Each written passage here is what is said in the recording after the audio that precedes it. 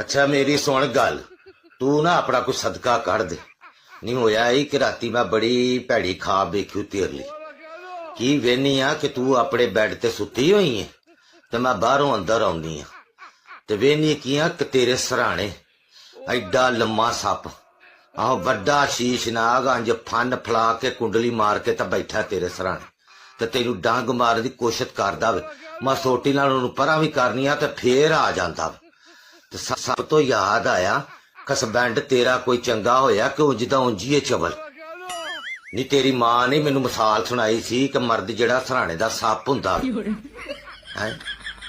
ये कसबैंड तेरा घरे ही है, बैठ ते ही बैठा ते गालां किनू पिया करदा मैनू क्यों? ओए मर जाइए। नी तो फोन दा स्पीकर ऑन नहीं रखा होया।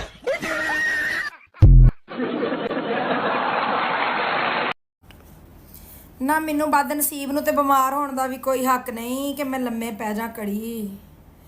उठ जा, कूलर च पानी पा लवो, प्यो आने वाला उन्हें फिर गर्मा गर्मा गर्मा करना है, उन्होंने गर्मा भी बड़ी जल्दी चढ़ता है।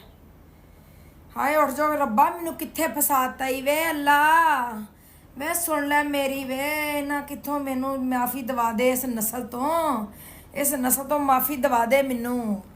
आहो एक्टिंग करनी है, सही है पुत्तर, एक्टिंग ही करनी है। पूरी उम्र दादी नू एक्टिंग लगती रही मेरी, फिर प्यो नू, ते हुण औलाद उठी है।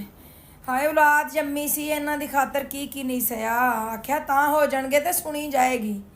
ਇਹ नहीं सी पता कि तां होना तो चुल्हे 'च ही पै जानी रहिंदी सहिंदी भी, मां नाल मुकाबलेबाजी करदी औलाद। पूरी उम्र प्यो ने नहीं सुनी, उन्हें नक 'च धूं दित्ती रखिया। हुण औलाद तां होई ते आंदी एक्टिंग ना कर मां, हुण मां दी बीमारी भी एक्टिंग। वे रब्बा रखिया होना ना अजर मेरे जोगा अगले जान, इत्थे दुनिया तो मैनू कुछ नहीं लभना सवाए लित्तरां तो, सवाए गल्लां तो। इस खानदान ने नहीं साह लैण दिता मैनू पूरी उम्र।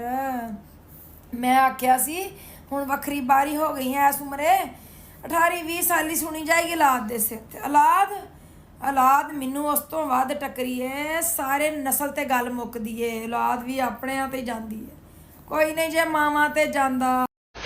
गल सुनो, पापा तो आउण लगा ते तुहानू गल चेते नहीं रहिंदी। मैं पिछली बार भी गल सारी रटाई ते तुहानू ते प्यो आया तो भुल गई सारी गल। बस तुसीं ये आखी जाण, जो मैं गल करनी तुहाडे प्यो नाल, तुसीं आखना हाँ जी पापा जी मामा सही कहंदे ने, मामा बिल्कुल सही कह रहे हैं, जे इन्हूं पूरा जबान च नहीं ना जबान खिंच देंगी। आ गया तुहाडा प्यो, की चुप करके बहना।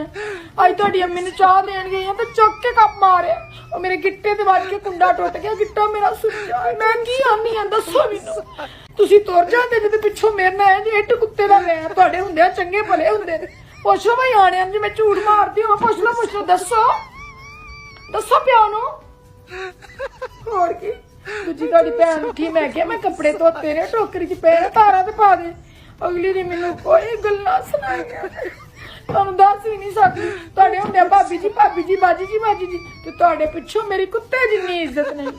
हुण दसो मैं किन्ना क थल्ले लगा, दसो कोई आना, दसो की कीता तुहाडी फुप्पी ने, प्यो नू दसो जिहड़ी गल होई है, किन्ना क थल्ले लगा दसो मैनू। हुण इहदा कोई हल कड्डो, मैं ते नहीं इंज रह सकदी, तुहाडे पिछों मेरे नाल कुत्ते हुंदी है, तुहाडे हुंदे चंगे भले हो जांदे ने। जिहड़ी ब्याही तुहाडी भैन है ओहदा मैं फोन करके सुनिया ते मैं क्या अम्मी सुत्ते ने, अगों मैनूं इन्नियां गल्लां सुनाई कि तूं झूठ मारनी। मैं क्यों झूठ मारना, दसो मैं बड़ी इन्हां दी इज्जत करनी आ, पर हुण मेरे नाल नहीं गुजारा कर सकदी। आप मैनूं तुसीं वखरा मकान लै दिओ, होर मैं किन्ना क थल्ले लगा, खिदमत किन्नी क करां। तुहाडे हुंदे चंगे भले हुंदे ने, बेटा करदे ने भाभी तुहाडे जाण तो बाद मेरी। ना कित्थे जाना है दसो, भरजाई तेरे ने मुंडा जम्मिया ते मेरे सिर का आसान कीता सू, मेरे पेकिਆਂ ते एडी तेरी दौड़ नहीं लगदी। आ जाणगे घर ते वेख आवांगे, काका होया हसपताल सानू अग लगी है। चलो जी चलो, मैं ना करके मरना है, मुँह सीधा ही रखांगी कि मैनू काहला मुँह डिंगा करने की जरूरत है, मैनू एडा साड़ नहीं पिया। हर एक मेरे अपने पुत्र हीरे वर्गे, मैनू किसी के पुत्र वेख के काहदा साड़ पैना, किड्डा तू बुढ़ी नूं हर पासे नीवियां करी रखी।